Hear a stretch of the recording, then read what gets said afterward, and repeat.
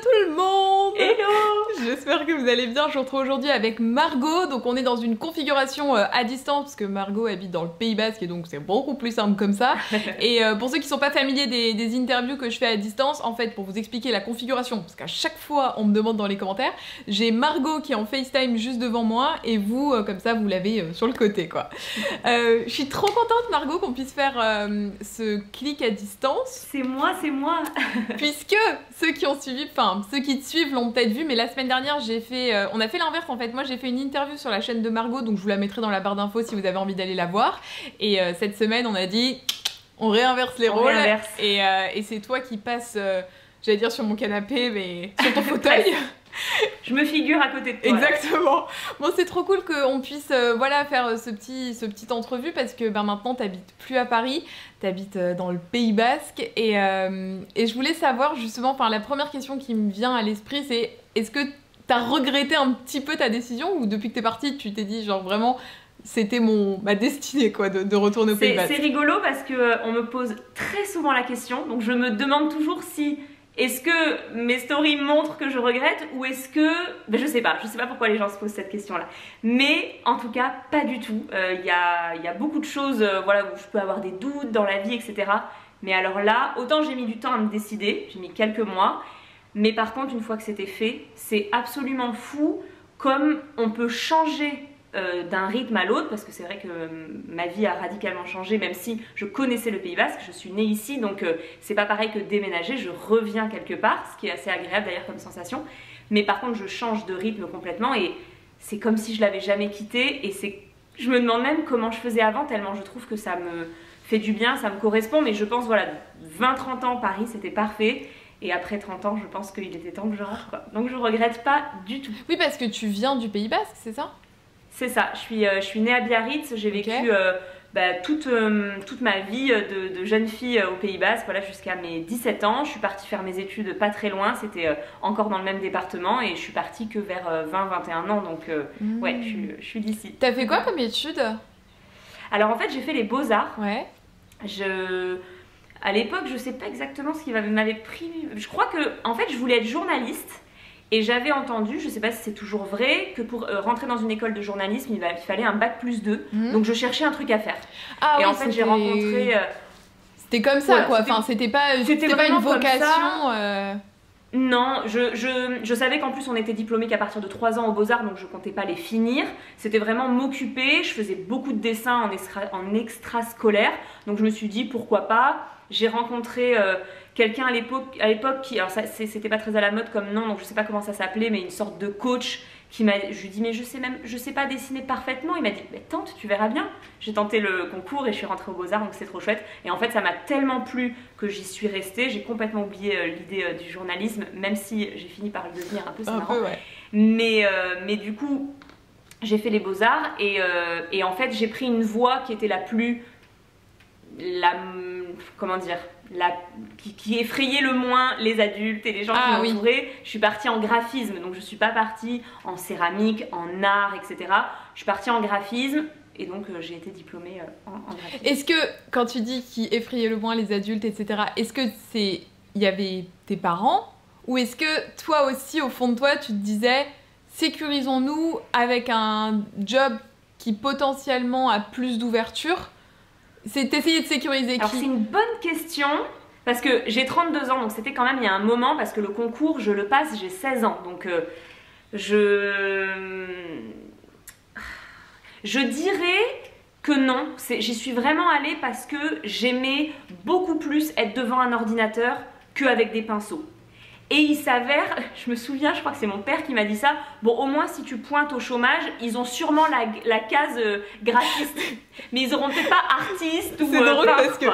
D'accord. Tu sais, quand on en avait parlé dans l'interview qu'on a fait à l'inverse, comme moi j'ai fait de la radio, j'ai un pote qui a été animateur radio et qui à un moment donné, s'est retrouvé sans émission. Et quand il a pointé au chômage, on lui a proposé des postes d'animateur en genre camping, ou alors assistant radio dans les hôpitaux, tu sais, pour faire les radios. Oh non, c'est trop drôle. Donc, effectivement. Merci le mot-clé. Voilà, donc effectivement, quand tu pointes au chômage, graphiste peut-être que t'as... C'est trop drôle. Et puis en plus, c'est vrai qu'il y avait quand même à la fois vraiment l'essor de tous les métiers d'internet. Oui. Parce que c'était à quelle époque ça? On est en quoi? Écoute, moi je suis diplômée en 2009, donc j'ai Facebook en perso, c'est tout. Et du coup, oui, quand même, les gens se mettent à créer des affiches pour leur petit groupe de musique, les gens se mettent à faire un petit peu des montages quand ils font du voyage, etc. Donc ça commence quand même, et moi ça me branche, j'ai un papa qui est architecte, donc voilà, j'ai vu mon papa travailler devant un ordinateur. C'est peut-être une des premières personnes qui a eu un Mac en France, il y a vraiment 40 ans je pense, donc vraiment j'ai été baignée là-dedans, j'ai travaillé sur des CD-ROM et tout, j'étais toute petite, donc je pense que j'aimais ça. Donc moi ça me rassurait pas, parce que ça me rassurait pas plus qu'autre chose, parce que de toute façon j'ai des parents qui m'ont toujours dit tant que c'est ta passion tu y arriveras, tu gagneras ta vie et ça marchera, donc je me posais pas la question. Mais par contre j'étais beaucoup plus attirée par l'étage informatique que l'étage dessin de nu quoi. Ah, c'est rigolo quand même, enfin tu vois, enfin je trouve ça fou à chaque fois de se dire que les parents quand même, tu vois, formatent un petit peu ce que tu as envie de faire, et c'est vrai qu'on reste beaucoup dans la lignée de nos parents. Et pourtant comme toi je me suis reconnue, ils avaient pas de souhait pour moi, et même ils m'ont laissé parce que je sais que voilà, du côté paternel, être un petit peu comme je peux l'être au devant de la scène, c'est pas du tout comme ça qu'on m'a éduquée, c'est des gens très discrets. Après de l'autre côté, voilà, j'avais une grand-mère qui était peintre et astrologue, donc j'avais un petit peu plus de... Attends, peintre et astrologue? Ah ouais, non mais j'ai une famille... Le duo est fou. Ouais, imagine que dans sa courte vie, elle s'est mariée 3 fois, donc imagine pour l'époque... astrologue, peintre, elle rénovait des maisons et tout, elle était complètement incroyable. Donc ouais, j'avais un petit peu tous les pendants dans ma famille, donc je dirais pas que j'ai été conduite quelque part, mais comme tu dis, forcément ça formate, et je me reconnais un petit peu dans dans mes 2 parents, dans mes 4 grands-parents, tu vois.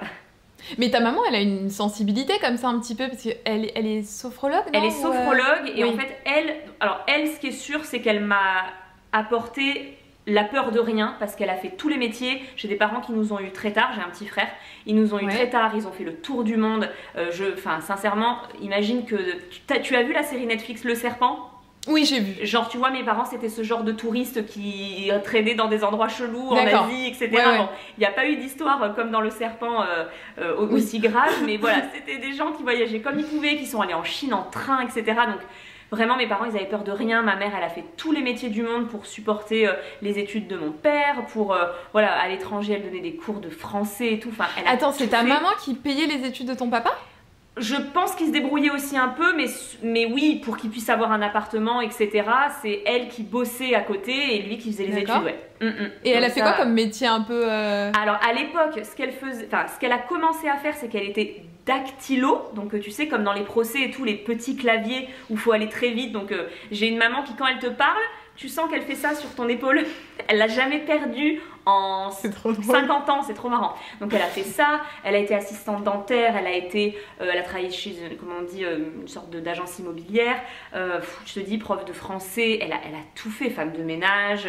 Et quand elle s'est séparée de mon papa, il y a une petite vingtaine d'années, elle a été beaucoup aidée avec le yoga, la sophrologie, et elle a tellement aimé qu'elle s'est formée elle-même. Aujourd'hui, elle est sophrologue et elle forme des sophrologues, elle a 2 écoles. Ah, pas mal. Ouais. Belle perf, madame. Oui, oui. Mais elle s'est trouvée, et ça aussi c'est un beau message que j'ai en moi, c'est que on peut se trouver plus tard, on peut trouver son métier, passion plus tard, c'est pas grave, et voilà, j'aime bien. Je suis assez d'accord avec toi, parce que tu vois, je trouve que notre génération, en tout cas les gens qui ont, aujourd'hui, à partir des gens qui ont 35 ans, je trouve, on fait plus un seul métier dans la vie, enfin c'est beaucoup plus accepté. Tu vois, je prends l'exemple de mes parents ils sont avocats depuis qu'ils sont sortis de l'école d'avocat, donc depuis qu'ils ont, enfin c'était pas l'école d'avocat, mais tu vois, vers entre 20 et 25 ans, on va dire, ils sont avocats jusqu'à la fin de leur carrière, voilà. Et je pense que c'est ça qui peut peut-être aussi angoisser un petit peu les adultes, en tout cas nos parents, c'est que... bon bah là, peut-être qu'on fait des trucs sur les réseaux, mais si ça se trouve, dans 10 ans, voilà, on gérera des camions, le planning de mecs qui sont dans des camions. Enfin, tu vois, je nous vois vraiment comme d'une génération qui peut avoir plusieurs vies, en amour, en amitié, plusieurs pays, plusieurs villes, plusieurs jobs, c'est génial. Et c'est beaucoup plus accepté aussi socialement, tu vois, de faire tout ça. Est-ce que tu penses c'est une question que je me pose, que en province, en tout cas pas dans les grandes villes, c'est plus difficile de faire accepter les métiers un petit peu plus artistiques ou un peu plus différents des grandes villes. Ben, je dirais que, en tout cas pour mon exemple, les choses peuvent avoir un petit peu de retard, c'est pas du tout pessimiste. Je veux dire, c'est un mouvement de capital dans tous les pays du monde, c'est comme ça. Les choses naissent un petit peu dans les capitales, et Dieu sait que la France, on n'est pas dans les premiers en plus. Hein. Mais voilà, il y a des choses qui se passent, qui se bousculent dans les capitales, et on peut avoir voilà, des choses, c'est pas du retard, c'est voilà, ça prend un petit peu plus de temps à se développer, comme tu disais. Et je pense que oui, forcément. Moi, quand j'habitais à Londres quand j'ai lancé mon blog, ce que tout le monde avait. Je suis arrivée à Paris, c'était pas très bizarre. Par contre, ici, j'étais la fille bizarre. Enfin, je prenais mes plats en photo, je me cachais un peu dans la rue pour prendre mes looks et tout. C'était pas encore là, quoi. Donc aujourd'hui, je pense que tout le monde sait, et c'est quand même dingue parce qu'il y a même, voilà, il y a des restos ici qui me contactent. Est-ce que ça te dit, on pourrait faire des choses ensemble et tout. Je me dis mais c'est génial parce que il y a 8 ans, c'est ces mêmes restaurateurs qui me regardaient genre pourquoi elle est debout sur sa chaise en train de prendre ses assiettes vues de haut. Que va-t-elle faire avec nos calamars frits? C'est clair. Donc là, on y est. Tout le monde sait ce que c'est ce métier, tout le monde en a entendu parler, il n'y a plus de soucis. Mais c'est vrai que oui, ça a été un petit peu plus long de faire comprendre, mais même rien qu'à mes parents, mes grands-parents, ma famille, ce que je faisais, quoi. Tu leur as dit quand t'as lancé ton blog, ou le fait que tu sois à l'étranger, t'as lancé ton truc un peu en scred et t'as pas trop dit? Je pense que j'ai dit, parce qu'en fait, ce que je me disais, c'était que je sortais d'école d'art, donc gros réflexe de faire des photos de tout et de n'importe quoi. Je faisais des albums sur Facebook, et puis à un moment, j'en faisais tellement que je me suis dit, bon, peut-être qu'ils n'ont pas envie de voir ça, parce qu'à l'époque, l'algorithme faisait que tu voyais tout ce que faisait tout le monde, et puis on passait beaucoup de temps sur Facebook à scroller comme on peut scroller Instagram aujourd'hui.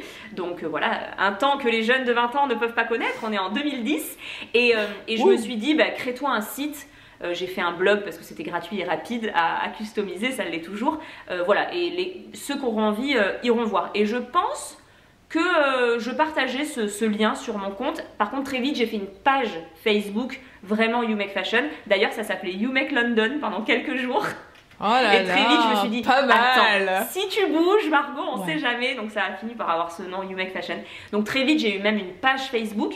Mais au début, tu sais, moi je fais pas partie de cette génération qui a tout largué pour devenir blogueuse. J'ai très longtemps fait ça à côté de mon métier, de ce qui me faisait vivre, etc. Et un jour, ça a fait que j'ai pu arrêter de travailler en agence avec un CDD, etc. Mais voilà, ça s'est fait tellement naturellement en quelques années qu'il n'y a pas eu le moment papa, maman, je vais devenir blogueuse. Il n'y a pas eu je quitte tout. Non, puis en plus, tu as une expérience, t'as une expérience pro avant, le fait d'avoir travaillé en équipe, le fait de... Et puis nous, dans notre métier, on travaille aussi avec des agences. Bon, c'est différent parce que c'est pas exactement les mêmes agences, mais ça reste un petit peu la même, tu vois, dans la même veine, quoi, le côté team et... Complètement. Et puis, c'est vrai que, tu vois, quand vraiment j'ai arrêté... Attends, ça fait 8 ans, donc j'avais peut-être 22, 23 ans quand vraiment c'est devenu à plein temps. J'avais déjà eu mon diplôme, ce qui rassurait mes parents comme ça a pu rassurer les tiens. Voilà, j'avais déjà eu de l'expérience professionnelle à Paris. Alors moi j'ai fait énormément de saisons ici au Pays Basque. J'ai travaillé 1 an à Londres dans un café et tout, donc...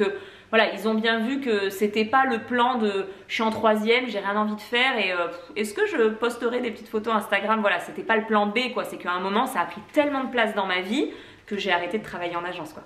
Et puis ça n'existait pas encore, les très jeunes, enfin il y avait très peu de très jeunes qui pouvaient vivre de ça. Tu vois, là, le blog, c'est quand même différent. Il y avait de la rédaction d'articles, c'était très pas... différent. T'as fait quoi comme petit boulot? J'adore poser cette question, genre les petits boulots que t'as fait un peu j'adore en parler insolite. parce que je trouve ça très formateur et vraiment je remercie, de toute façon j'avais pas le choix, hein. Moi je viens d'un milieu très simple, donc si je voulais faire des études et m'éclater un petit peu le soir, j'avais intérêt à travailler à côté. Donc j'ai commencé à travailler à 17 ans, donc là McDo, parce que sachez-le, voilà, si vous avez 17 ans, on peut travailler légalement. McDo, c'est super formateur. Je peux vous dire qu'après avoir tenu chez McDo, on vous refuse rien et on apprend tellement de choses, la rapidité, l'amabilité. Attends, aussi. Je veux une anecdote McDo. Un truc, avant de travailler chez McDo, tu pensais pas que ça pouvait exister et depuis que tu as eu ton expérience chez McDo, à chaque fois que tu y vas, enfin je sais que là bon, tu vas plus déjà, en ce moment, anecdote McDo, on tombe complètement accro, c'est-à-dire que moi je mangeais matin, midi et soir là-bas, j'avais 2 jours de congé consécutifs, j'y allais, hein. C'est vraiment, tu tombes accro, hein. Ça t'a pas dégoûté? Eh ben non. Il y en a avec qui ça le fait, pas du tout. Pas du tout. J'ai arrêté pour d'autres raisons de manger McDo il y a quelques années, mais alors jusque-là, j'y allais avec grand plaisir. Donc ça, pas de souci. Et par contre, après McDo, ben en fait, moi je sais que je suis devenue un peu défendeuse, défentrice, comment on dit? Oui, en défense. Bon, je défends beaucoup le groupe. Pas pour ce qu'on y mange, mais par contre quand on dit c'est sale, machin et tout, moi sincèrement, tous les soirs on lavait le McDo de fond en comble parce que c'est un McDo de province, donc c'est pas comme à Paris où tu le fermes et une équipe de nuit viendra nettoyer. Nous des fois on pouvait nettoyer jusqu'à 3 h du matin quoi. Donc ouais, franchement... J'adore cette discussion. On défend le ménage de McDo qui est bien clair. fait. Mais c'est vrai que, bon, bref. Et donc voilà, McDo, moi j'ai adoré. Je l'ai fait même 2 ans de suite, du coup, donc 3 mois à chaque fois. 2 années ensuite, j'ai vendu des glaces en plein milieu de la rue piétonne de Saint-Jean-de-Luz, des glaces maison. C'était super chouette aussi. Et la dernière année, et donc là, je commençais déjà un peu à faire des petits looks dans le miroir de la boutique, j'ai vendu pour le papa de mon meilleur ami des fringues de plage, des Converse, donc c'était super chouette aussi. Et puis ça, je pense que ça a été mon dernier boulot de saison, donc j'ai dû le faire pendant 5 ans. Et à Londres, je travaillais, c'est un concurrent de Starbucks, ça s'appelle Café Nero, pour ceux qui connaissent, ça existe presque qu'en Angleterre, à Dubaï aussi je crois, et en Turquie il me semble. Café Nero, donc voilà, c'était très rigolo. Et j'ai fait aussi un autre boulot équivalent, mais dans une toute petite chaîne de café dans le sud de Londres, donc ça c'était super chouette. Et puis à Paris, ah oui, et pendant mes études, je travaillais dans une sorte d'intérim pour Apple, donc je passais des journées à la Fnac, chez Darty, à expliquer un peu les produits Apple, ça c'était super chouette. Et puis, non attends, faut que je raconte ça aussi. Et un jour, normalement j'étais cochée que pour les boulots high-tech, mais un jour ils me disent, écoute Margot, il y a Colgate vraiment qui a besoin de quelqu'un dans un supermarché juste à côté de chez toi, voilà, si tu peux être libre un samedi, bon vas-y. C'était les nouvelles 360, voilà, c'est la grande mode des brosses à dents 360. Et en général, je venais avec ma PLV, mes petits coupons réduction et puis parfois même un t-shirt. Et ben j'ai fait un t-shirt avec écrit dans le dos, venez essayer mes nouveaux poils. Une belle journée. Une très belle journée, vraiment.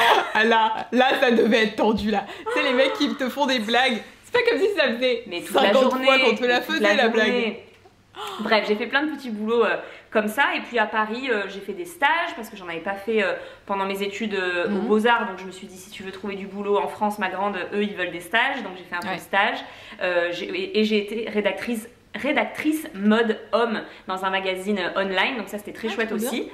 Et je travaillais pas mal pour Digitic, donc j'étais à l'entrée des concerts pour scanner les billets ou faire du street marketing. Donc je distribuais des ballons gonflables dans toute la rue avec les nouveaux concerts électro qui allaient arriver et tout. Bon voilà, c'était marrant. Et les gens qui font merci, non merci. On a très peur du gratuit en France. Je t'avoue que pour avoir fait ce genre de boulot, je distribue des trucs et tout, les gens sont méfiants, c'est rigolo.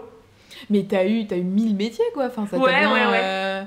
T'as bien travaillé, en fait, moi, je voulais être très vite, non seulement à l'aise financièrement, parce que voilà, quand tu travailles 2 mois dans l'été, moi, je découpais ensuite mes petits sous par mois pour, pendant mes études, avoir un petit peu d'argent de poche, quelques centaines d'euros, peut-être pas, mais voilà. Et puis plus tard, à Paris, ben, voilà, la vie est chère, donc je me suis dit, voilà, quand t'as du temps, travaille un peu à côté, parce que sinon... Donc là, tu lances ton blog. On est en quelle année au moment où tu lances ton blog? Donc là, on est en mars 2010 quand je lance mon blog, et je rentre à la fin de l'année à Paris, où là, ça commence... Vraiment, ça commence très vite à faire des connexions avec d'autres blogueurs et même des agences très vite qui commencent à s'y intéresser, 2010-2011. Ok. Quand tu commences à professionnaliser un petit peu tout ça, comment ça se passe les premières, les premières soirées de blogueuses, la première fois où tu rencontres tout le monde, où je veux les coulisses, tu vois, parce que moi c'est vrai que je suivais ça, j'étais encore jeune, mais il y avait le blog de Betty, il y avait Kenza, il y avait Camille, Noolita, il y avait toi, et je regardais ça un peu avec mes yeux de... je sais pas quel âge j'avais, je devais avoir 15-16 ans, un truc comme ça. Bah ouais. Et c'était un monde, ça me paraissait complètement fou, quoi. C'était complètement fou. Et alors pour te dire, moi j'ai 11 ans de blog et les filles dont tu parles, Kenza, Betty, je pense qu'elles ont... Si moi j'ai 11 ans, elles ont peut-être 12, 13 ans de blog, peut-être même certaines 14. Donc voilà, je suis arrivée... quand je lisais déjà quelques autres blogs. Donc j'ai été un peu impressionnée. Je me souviens de Marion Rox qui vraiment, elle cartonnait, j'adorais. Donc voilà, la première fois que tu la vois, voilà, Kenza et tout. Donc j'avais ce truc où je suis pas dans les premières, donc c'était un peu impressionnant. Et de me dire, je suis invitée aussi, quoi. Donc c'était fou les premières invitations, mais quoi que ce soit, j'y allais, c'était trop chouette. Et on était dans un moment où on faisait vachement, on faisait un article de blog à chaque soirée blog. C'était un autre monde. T'imagines qu'aujourd'hui, c'est plus du tout la même façon de voir les choses. Les marques te proposent de venir avec tout un concept de soirée, peut-être même un budget, ça n'a plus rien à voir. Et donc on venait, on se faisait des photos entre nous, il y avait des photomatons, on y passait des heures. On était vraiment dans le partage, tu vois, c'était vraiment chouette. Et c'est vraiment Kenza qui m'a aidée à professionnaliser au début. Ah oui, dans quel sens elle t'a aidée? Ben du coup, là peut-être qu'on est en 2012, 2013, elle me dit, tu sais qu'on peut faire de l'affiliation. Ah bon, c'est quoi? Et elle m'explique que puisqu'on partage des liens sur le blog, il y a des plateformes qui se sont lancées où en fait le lien, tu le personnalises, la marque va savoir que tu as vendu 4 vestes et elle va te verser 4 centimes par veste. Oui. Et à la fin du mois, peut-être qu'on peut gagner 10 euros, quoi. Je dis, mais c'est fou et tout, c'est trop rigolo. Donc, bon, même aujourd'hui, je prends pas tout le temps, mais j'ai essayé de prendre le temps. Donc, on pouvait se faire des petits sous, des petits centimes. Et est-ce que c'est... Je sais plus si c'est elle qui m'a parlé de ses premières agences ou si j'ai été contactée, mais ils sont arrivés des agences qui n'existent plus aujourd'hui, qui nous contactaient, tu créais ton compte, tu étais accepté ou non, tu disais quels étaient les thèmes qui t'intéressaient, on te proposait des campagnes avec un tarif, c'était peut-être 70 euros, et on parlait à personne, hein, c'était des robots. Bien sûr, c'était des gens derrière qui nous validaient, mais on les a jamais vus. Et c'était en mode, voilà, il y a ces visuels à mettre, ces mots-clés à mettre, ces phrases à mettre. On écrivait notre blog, notre texte, on leur envoyait, ils validaient, on copiait-collait sur le blog, on renvoyait le lien pour que le robot vérifie qu'on avait fait exactement la même chose et on recevait l'argent. Ah là là. Ça n'a tellement aujourd'hui, plus rien à... Mais tu te rends compte? Aujourd'hui, tu recevrais un brief comme ça, tu te dirais... Bah pas du tout, mais pas du tout. Je veux dire, plus jamais on m'a demandé de copier-coller des phrases, des visuels qu'on ne faisait pas nous. Ça, très très vite, on a arrêté de le faire en disant, attendez, les gens, s'ils nous suivent, c'est parce qu'on s'est créé un petit univers, etc. Envoyez-nous le produit, ou je sais pas, je l'achète, mais je vais pas poster vos photos, on a tous les mêmes. On postait religieusement tous le même jour, à la même heure, on pouvait des fois être 15. C'était des campagnes, tu vois, mais eux, ils avaient des réflexes presse-papier, ils avaient des réflexes pub métro, donc tu vois, c'était des grosses vagues comme ça, ce qu'on ne fait plus du tout. Aujourd'hui, tu te réappropries les projets, tu rencontres la marque, tu échanges, tu proposes une idée, ça n'a rien à voir, c'est trop marrant. Ouais, aujourd'hui, d'ailleurs, enfin, on le voit, les marques, tu sais, qui font un peu du matraquage. T'en as parlé d'ailleurs dans une vidéo, dans une de tes dernières vidéos, type Oceans Apart, Hello Body, etc., tu sais, qui communiquent beaucoup le même jour à la même heure. Ça, malheureusement, aujourd'hui, ça saoule les gens parce que, tu vois, ils ont marre de voir... Ça a mis assez peu de temps d'ailleurs à saouler les gens et je le comprends tout à fait. Moi, je sais que en général, je refuse quand c'est comme ça. Bon, quand c'est une marque que t'adores, mais bon, voilà, t'essayes de faire avec et tout. Tu essayes de expliquer aux gens avec qui à qui tu partages tout ça que voilà, il y a des marques... Pour parler d'Hello Body que je connais bien, c'est vrai que c'est une marque allemande et les Allemands, c'est comme ça qu'ils communiquent, voilà, et eux, ça les choque pas. Mais parce que ça marche chez eux, en fait. Tu vois, voilà, aussi, c'est ça, on va faire exactement, voilà. Ouais. Donc on a de la chance, j'ai de la chance, et tous, je pense, en général, de travailler avec des agences ou des marques en direct qui nous écoutent, ta communauté, elle aime pas ça, donc peut-être qu'on pourra faire ça, donc c'est top. Et puis des fois, il y a des marques moins ouvertes qui pensent, qui ont des bonnes stratégies marketing, il n'y a aucun souci. Mais il faut toujours, je pense, un petit peu les redigérer avec l'influenceur parce que nous, on connaît très bien notre communauté et des fois, il y a des choses qui passent pas, quoi. Toi, dans ton contenu, il y a toujours un truc qui m'a marqué et depuis quand même plusieurs années, c'est que... Alors, je sais pas si je le vois parce que je suis aussi de l'autre côté, mais je pense que les gens qui te suivent le voient, c'est que tout est toujours... très bien amené, c'est très propre. C'est un truc qui m'a marqué, mais je m'étais fait la réflexion, je me souviens il y a longtemps, c'est que tu montrais un déo, je sais plus ce que tu montrais, et c'était si joli, genre t'avais mis ça sur ta table, on voyait un petit peu de fleurs, en dessous il y avait tout un truc, et j'ai trouvé tout de suite que t'avais vraiment professionnalisé, tu vois, même des stories très spontanées, ça restait très spontané, mais joliment travaillé. Est-ce que pour ça, t'avais de l'inspiration qui était prise ailleurs? Est-ce qu'il y avait des comptes qui te montraient ça? Parce que je trouve qu'en France, en tout cas tout au début, il y avait assez peu de gens qui faisaient comme ça. Alors, pour l'inspiration, je dirais que évidemment qu'on est inspiré. Je suis et je reste une très grande consommatrice de vidéos YouTube, d'Instagrammeurs, de Pinterest. Donc, je pense que j'ai toujours des choses, mais je pense aussi, et ça c'est les beaux-arts qui l'ont cultivé en moi, J'ai ce qu'on appelle une culture de l'image, j'aime les belles choses. Des fois, par exemple, j'adore suivre Marion Caméléon. Vous voyez bien que jamais je vais me faire ce genre de make-up, mais parce que c'est doux, c'est joli à regarder. Elle a aussi un franc-parler qui est à elle que j'aime bien. Mais voilà, il y a des choses que je regarde juste parce que c'est esthétique. Le conte de Ticia, c'est pas du tout ma façon de m'habiller, mais c'est toujours coloré, etc. Il y a beaucoup de contes qui ne me ressemblent pas, mais parce que c'est joli. Et c'est vrai que parfois, je souffre de cette image un petit peu... comment on dit, télé-shopping qu'on peut avoir, et je veux tellement aller loin de ça que j'aime bien, oui, me mettre sur ma petite table basse, me dire attends, je vais mettre une petite fleur et tout. C'est pas pour noyer le poisson, c'est pas pour se dire ah, comme ça ils vont pas voir que c'est sponsorisé. C'est parce que j'ai envie que, voilà, quand on scrolle, j'aime bien que ce soit joli, et je t'avoue que des fois il y a des jours, typiquement aujourd'hui, à l'heure à laquelle on parle, j'ai un peu fait que du face cam à la maison, j'étais assise toujours au même endroit, toujours avec ma même robe là. Et je me dis, oh, j'aurais aimé couper un petit peu avec un petit coucher de soleil, un petit plat si j'étais allée au restaurant. C'est bête, mais tu vois, j'aime bien que ce soit varié, que ce soit joli. Et des fois, il y a des jours où, bon, c'est pas très inspirant, il fait pas très beau, etc. Et j'ai du mal, quoi. Donc je pense que même si je suis loin d'être celle qui a le feed le plus parfait, tout ça, mais à ma façon, j'aime bien quand même que les choses soient jolies. Oui, c'est quand même quelque chose qui reste réfléchi et organisé, quoi. Ouais. Complètement. Est-ce qu'il y a beaucoup de monde qui travaille avec toi pour tout ça, pour réussir à gérer un peu ça fait du monde. Vraiment à temps, comment on dit, temps complet. C'est Charlotte qui est mon assistante. Donc voilà, là, elle va bientôt partir en congé mat à la fin de la semaine. Oui, pour son deuxième petit. Donc ça fait, c'est le deuxième congé mat qu'on traverse ensemble, puisque ça va faire 5 ans qu'on travaille ensemble. Donc c'est fou. C'est complètement fou. Donc elle, c'est vraiment du temps plein. Donc elle, c'est mon assistante très administratif et échange avec les marques. Donc voilà, c'est vrai qu'on reçoit beaucoup de mails. Moi, je suis très mal quand je me dis qu'on ne répond pas à quelque chose. Donc même si c'est non, elle répond, elle me propose, on voit ce qu'on peut faire. Elle relit les contrats, elle fait les factures, les relances paiement. Elle me gère mon agenda, le planning de publication. Enfin, c'est mon deuxième cerveau. C'est grâce à elle que je n'ai pas fait de burn-out, quoi, hein. Clairement, il y avait besoin de 2 cerveaux sur ce boulot-là et j'ai trouvé le deuxième. Ensuite, depuis peu, il y a Florie qui, donc, elle, on pourrait dire un petit peu agent, mais déjà, c'est pas en exclusivité, donc on ne travaille ensemble que sur les projets que je lui transfère et des fois elle a des projets aussi qu'elle me propose. Donc on va dire sur les plus gros projets qui nécessitent des idées, des gros contrats, voilà, beaucoup d'échanges. Elle est en soutien à Charlotte et c'est génial. De toute façon, plus il y a de gens, plus ça prend, t'as du recul pour est-ce que je fais ça, est-ce que ça c'est nul, non attends, ce réel il est trop nul, je le retourne et tout, voilà, ça c'est super.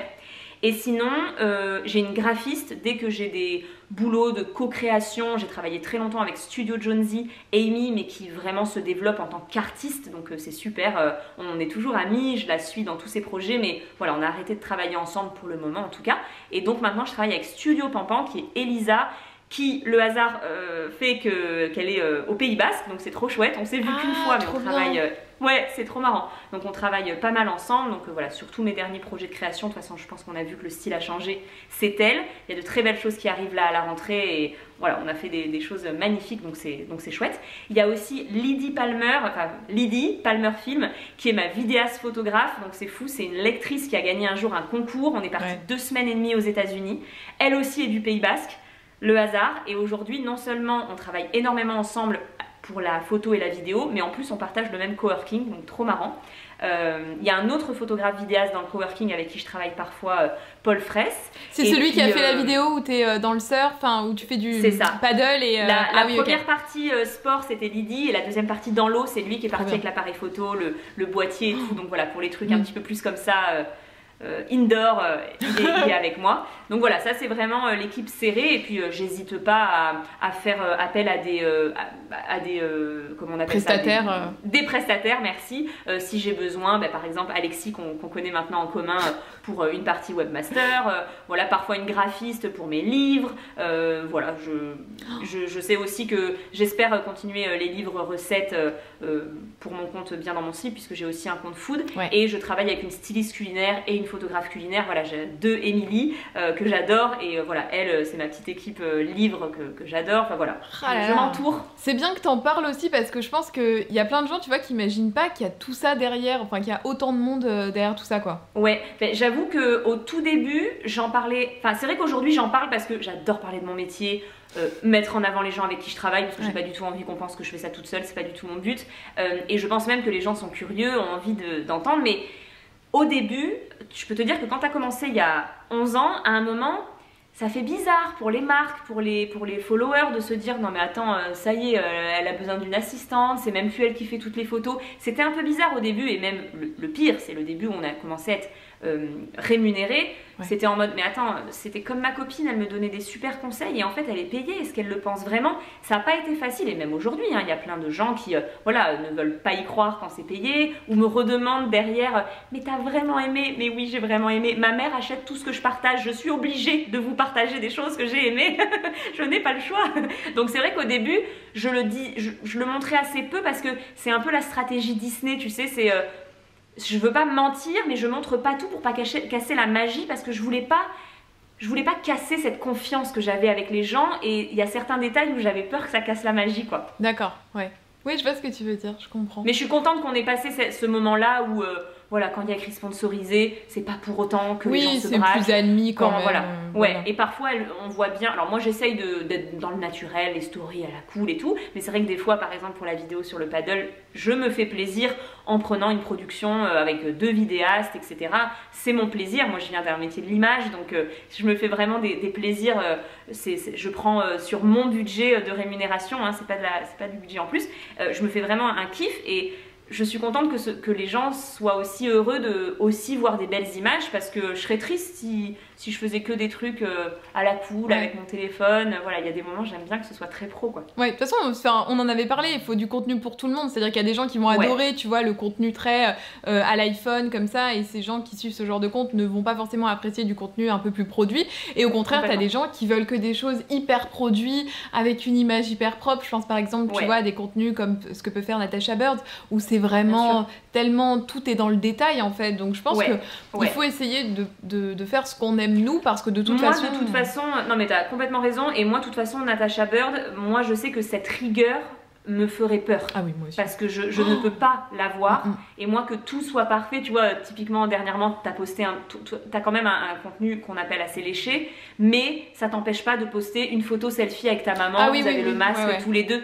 Moi je sais que j'ai besoin de pas tout le temps réfléchir parce que il y a des moments hein, je me dis allez je fais toutes les stories avec le même filtre et à chaque fois avec la même typo et tout, en fait je me retrouve coincée dans mon métier et moi plus j'ai de la liberté plus je suis contente quoi. Non mais je suis d'accord, je l'ai eu ce truc là, je pense que c'est difficile à appréhender tu vois quand on fait pas forcément ce métier mais c'est vrai. Et puis il y a tellement de monde tu sais, t'as toujours peur de te dire est-ce que c'est pas trop nul ce que je fais c'est ça, complètement. Et puis quand tu suis, comme tu dis, des filles comme Natasha Bird avec cette rigueur, toujours dans les mêmes couleurs, la petite musique qui va bien et tout, t'as envie de faire aussi beau.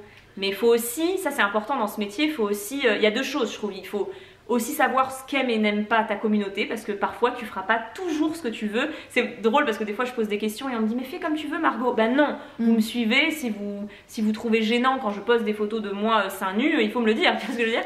Et aussi il y a ce côté de faut se faire plaisir, faut pas être coincé dans quelque chose. Donc c'est bien d'essayer des choses mais quand ça nous ressemble pas, faut pas le faire. Là t'as été un peu, je trouve un peu au charbon là ces derniers mois, surtout sur YouTube avec les vidéos décryptage où j'ai senti un changement de ligne édito. On est dans un contenu qui est, alors je vais dire plus adulte, mais c'est vraiment entre gros guillemets, c'est pas exactement le terme, tu vois, un peu plus didactique, voilà, plus didactique. Tu t'attaques quand même à des grosses marques. J'avais une question, est-ce que tu as eu des répercussions de la part de ces marques-là, premièrement, et deuxièmement, est-ce que ça a eu des répercussions par rapport aux filles, aux blogueuses, aux instagrammeuses, aux influenceuses qui bossent avec ces marques-là? C'est une très très bonne question parce que je peux te dire que je fais pas la fière quand je poste la vidéo. Hein. Je suis toute pleine d'entrain. Moi j'ai vraiment voulu faire ces vidéos comme tu dis plus didactiques parce que voilà, après 11 ans, faut aussi, y a des fois des choses qui me lassent et là j'avais vraiment envie d'aider à donner un petit peu plus de transparence parce que j'ai travaillé avec pas mal de ces marques ou pas, mais en tout cas j'ai les infos de l'extérieur donc voilà, j'avais envie d'apporter de la transparence pour acheter ou non, tester ou non, se faire un avis. Moi qui essaye de consommer toujours de mieux en mieux. Mais c'était pas l'idée de balancer sur elle travaille avec eux, etc. Oui. Et je voulais surtout pas que ce soit ça qui en ressorte. Et je remercie mes copines influenceuses pour... Bon, évidemment, ça, si elles l'ont vu, ça n'a pas dû leur faire grand plaisir, mais je n'ai pas eu de réflexion, je n'ai pas entendu de choses. J'espère que ça veut dire que c'est parce que je l'ai fait bien, c'est-à-dire j'ai même fait appel pour certaines de mes vidéos à des gens qui m'ont aidé dans les recherches, etc. Pour vraiment, j'ai mis les choses à plat en essayant même de donner assez peu mon avis, bon, à part pour SoShape, parce que ça me fait dégoupiller. C'est pas très bon, SoShape. Tu comprendras. C'est pas très bon. Mais sinon, tu vois, par exemple, pour du Ocean Apart, j'ai même, comme j'avais testé peu de produits, fait appel à plein de lectrices qui m'ont donné tout leur avis. J'ai partagé les bons comme les mauvais, les pourcentages de est-ce que je recommande et tout. C'était de l'information. Et donc, comme c'était pas des stories hyper gratuites en mode « Hey, c'est Nana qui porte... » Non, pas du tout. C'est pas du tout ce que je voulais. Je n'aime pas le conflit. Je n'aime pas... J'aime polémiquer, mais dans la vraie vie, où je peux être face à face avec les gens et on peut s'écouter, etc. Moi, polémiquer pendant des heures sur Twitter, en commentaire, faire des vidéos bad buzz et tout, c'était pas mon truc. Et je pense que ça a dû se ressentir parce que j'ai même pas eu, ça aussi ça m'aurait énervé, ça m'aurait piqué un commentaire en disant « Ah bah super, tu craches dans la soupe », mais alors, ben non, parce que je pense qu'ils ont vu que oui, j'ai bossé avec eux, ou oui, je travaille avec des marques similaires, mais là, j'avais envie qu'on se pose, qu'on en discute. J'espère que ça veut dire que je l'ai bien fait parce que tout s'est bien passé. C'est preuve de maturité aussi d'être capable de dire bah oui, peut-être qu'à l'époque je faisais des hauls Primark, mais parce que oui. Bah voilà, j'étais pas nécessairement consciente. Aujourd'hui, je grandis et comme on dit, il y a que les cons qui changent pas d'avis, ma bonne dame. Hein. C'est ça. Et on n'est pas tous parfaits. Je peux encore craquer et repasser chez Primark parce que je sais qu'ils font des super pyjamas à Noël, je dis n'importe quoi, mais voilà. J'ai essayé aussi dès le début de ma transition de faire des vidéos et des messages en disant on n'est pas parfait, je pourrais pas rester, je pourrais pas faire du 100% parfait. J'avais une vidéo où je disais j'essaye de manger moins d'avocats mais je prends l'avion. Tu vois, j'essayais de faire des grands écarts comme ça parce que l'humain est comme ça, on peut pas être parfait et chacun ses combats. Parce que voilà, moi c'est un petit peu l'écologie, le mieux consommer. Mais je veux dire, il y a des gens, voilà, ça les touche pas, ils s'y sont pas encore attaqués, peut-être que c'est un combat qui les intéresse pas, mais par contre ils donnent beaucoup pour les animaux, pour la cause de la femme, enfin tu vois, chacun... Tu peux pas, de toute façon tu peux pas être sur tous les... Enfin, ça c'est certain, et quand tu es sur un front, ne pas être moralisateur, ne pas être accusateur, je l'ai beaucoup d'abord... testé avec le véganisme, voilà, quand j'ai commencé à diminuer beaucoup les protéines animales jusqu'à complètement les arrêter. Je partageais des choses que j'apprenais, des recettes végétariennes, mais tu vois, même dans ma bio, il me semble qu'il n'y a même pas écrit recettes végétariennes. Tu le verras bien, mais je suis pas là. Je me souviens de cette vidéo que tu as faite le jour où tu as annoncé que tu étais végétarienne. C'était vraiment genre l'annonce, tu sais, parce qu'à un moment donné, les gens... C'était vraiment... C'est ça, c'était le coming out. C'était... Ça y est, je peux enfin le dire, ça fait des mois. Mais tu vois, je sens la tension. Comme ça, maintenant, je me suis dit, mais pourquoi je l'ai fait? Parce qu'à l'époque, je comptais pas du tout le faire. Et je sais plus exactement l'élément déclencheur. Oui, j'avais plein de trucs à partager, mais surtout, j'avais envie d'ouvrir le débat. Et finalement, à un moment, t'as envie d'en parler sans t'enfermer dans une case et sans accuser les autres, tu vois. Mais c'est au moment où t'as créé aussi ton compte Bien dans mon slip, parce que t'as fait tout un rééquilibrage alimentaire.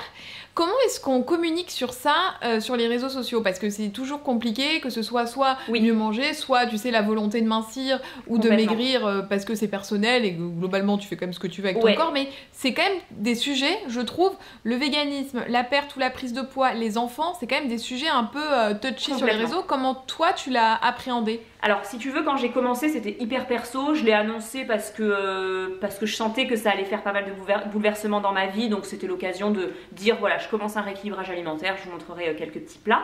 Donc ça on est en mars 2017, on s'en fiche, mais pour situer on est en mars. Et c'est vrai que je me suis mise à tellement me passionner pour la nourriture, la nutrition, la cuisine, les alternatives, etc. que je commençais à poster beaucoup de recettes, ce qui fait qu'en juillet, je crois, donc assez vite, j'ai posté un compte. Donc là, ça c'est devenu très officiel que je rééquilibrais mon alimentation. Très vite après, j'ai annoncé que j'avais perdu 10 kilos, etc. Donc, mais je voulais surtout pas tomber... Mais en fait, je pense que si j'ai pas eu peur de le faire, c'est que je sentais bien que j'étais pas dans un truc... pas sain, de régime, de frustration, etc. Et c'était tellement une révélation, ce rééquilibrage alimentaire qui n'était pas du tout ce que je pensais, pas un régime, pas de frustration, etc. que j'ai eu envie de le partager et je crois que c'est arrivé pile poil dans un moment où on commençait à en parler, ça a intrigué les gens. Oui. J'ai été, je pense, c'était bien que je reste très proche de ma diététicienne qui m'a aidée à poster plein de choses. Donc j'étais accompagnée d'une professionnelle, tu vois. Très vite, j'ai sorti l'année d'après un livre, Le guide du rééquilibrage alimentaire, donc qui s'appelle Je suis Elsie. C'est avec elle que j'ai voulu l'écrire parce que je voulais pas être juste une nana qui partage ses conseils un peu borderline. Non, j'étais accompagnée d'une pro, j'avais plein de trucs à partager, ma passion pour la cuisine, etc. Et je me suis entourée encore une fois, quoi. Donc, écoute, ça s'est plutôt bien passé.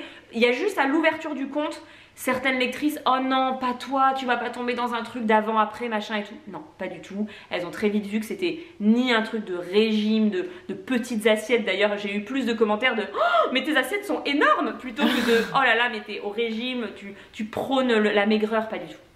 Et comment tu le prenais ça ?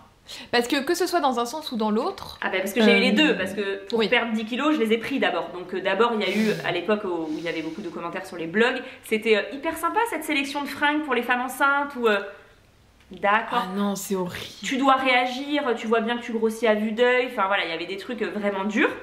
Donc d'abord t'as ça, et puis ensuite tu te mets à rééquilibrer ton alimentation et c'est oh non, tu vas pas tomber là-dedans, t'étais mieux avant, machin et tout. Et puis ensuite, quand tu amincis, j'ai plutôt eu... je pense que j'ai participé sans trop le vouloir à ce mouvement un petit peu, on s'accepte comme on est, on en a marre des dictates de la beauté, des images parfaites retouchées des magazines et tout. Donc ça m'est arrivé voilà, de poster des photos au naturel en maillot. Il y avait une vidéo que j'avais faite où je tournais sur moi-même sur la plage en disant en fait je suis comme ça, hein, donc il n'y aura pas de retouche, etc. C'est passé à la télé, au JT et tout. Non mais n'importe quoi, c'était incroyable. La star. N'importe quoi cette vidéo. Et voilà, sans le vouloir, j'ai participé un peu à ça. Et là, ça a été, mais j'ai vraiment compris, ça j'en ferai peut-être une vidéo parce que j'ai beaucoup appris avec ces commentaires. J'avais osé mettre le hashtag body positive sans du tout réaliser ce qu'il voulait dire et d'où il venait. Et du coup, je pense que je me le suis approprié sans le savoir, alors que moi, ça voulait juste dire je suis positive avec mon corps. Mais c'est pas ça, ça veut pas dire ça. Je vous invite avant d'utiliser ce hashtag, de vous renseigner d'où il vient. Et du coup, on m'a accusé d'invisibiliser des femmes grosses, d'invisibiliser ou même d'être privilégiée parce que j'étais blanche, parce que j'étais mince, etc. et que j'avais pas le droit de participer à tout ça. Et j'ai beaucoup appris, donc voilà, il y a eu toutes les phases. Il y a eu toutes les phases. Ouais, des phases un peu dures et des phases... Mais on apprend. Moi, franchement, sauf quand c'est gratuit et qu'on m'insulte, voilà, je sais que je suis susceptible, je peux parfois partir, mais quand voilà, je passe tous les jours des grands moments à échanger avec des gens qui sont pas d'accord avec moi et j'apprends beaucoup. Et c'est dur aussi, tu vois, quand on est un peu susceptible ou... Mais même, je pense que c'est pas que de la susceptibilité, on s'attaque quand même parfois à ce que tu es parce que notre métier, c'est aussi de communiquer autour de nous, autour de ce qu'on est. Et depuis que tu es revenue dans le Pays Basque, je trouve que ça a changé, enfin, ta façon de concevoir les réseaux a changé. J'ai l'impression que le week-end, on est vraiment au week-end. Enfin, qu'est-ce qui a fait que tu as eu ce déclic de peut-être partager un tout petit peu moins de choses privées? Enfin, où tu me dis si je me trompe, hein, si ça se trouve, je me plante, mais j'ai cette impression-là qu'il y a eu un petit déclic, tu vois. Je pense qu'en fait, Paris, ça a été la ville de You Make Fashion. Le blog est né là-bas, je me suis fait beaucoup d'amis via You Make Fashion, etc. Même si aujourd'hui, c'est des amis dans le perso, mais voilà. Alors qu'ici, c'est la ville de Margot. Je suis née là, j'ai retrouvé ma famille, mes amis d'enfance, des amis que je vois le soir, le week-end, avec qui on ne partage pas. Et en fait, je pense que j'ai retrouvé Margot. Parce que je pense que même depuis le temps que j'ai, depuis 11 ans, je pense qu'elle avait un peu disparu. Elle avait en tout cas du mal à se frayer un chemin. Alors, elle n'est pas très différente de You Make Fashion, mais n'empêche que c'est ma partie pro. Et que quand je suis ici, j'ai retrouvé Margot, qui n'a rien à voir avec les réseaux. Et du coup, mes réseaux sont presque devenus beaucoup plus... j'ai plus l'impression aujourd'hui que c'est mon petit compte perso parce que là vous vous rendez pas compte, mais quand je vous partage mes restos ici, mes copines et tout, c'est moi quoi. Donc du coup, je pense que You Make Fashion est en train de... c'est pour ça d'ailleurs que je voudrais changer mon nom très rapidement. J'allais te le demander ça. Parce que je pense que You Make Fashion est en train de s'effacer et je suis en train de retrouver Margot. Et du coup, c'est aussi pour ça que je poste moins le soir et le week-end, c'est parce que je vois des gens qui sont pas dans le milieu, ma famille que je montre, voilà, on voit beaucoup ta maman, mais moi assez peu, ils la connaissent, hein, j'ai écrit un livre avec elle, des fois elle est sur YouTube, mais voilà, je la montre assez peu. Et je crois que je chéris ces moments parce que ça me fait du bien de me retrouver, donc c'est ça qui est en train de se passer, je pense. Ah mais puis je pense aussi, tu sais, mine de rien, alors attention, c'était pas du tout péjoratif ce que je dis, mais avec l'âge, je pense que t'as d'autres préoccupations aussi et que t'as aussi envie d'avoir tes petits moments à toi, quoi. Donc, et c'est vrai que c'est avec l'âge, la jeunesse, moi ça m'allait bien voilà, avec mes copains, dès qu'on avait une idée, on s'amusait avec des filtres, on le poste, on le machin. Aujourd'hui, tu discutes à table, t'as fait ta petite photo parce que les petites tapas elles sont mignonnes et après le téléphone il est plus là quoi. Donc, Oui, puis si c'est pas des gens qui sont influenceurs aussi, c'est toujours un peu bizarre quand même, tu vois, mine de rien. Genre, attendez, touchez pas, on fait la story. Tu vois, ça fait un peu. Manger froid. Ouais, voilà, on connaît. Manger froid.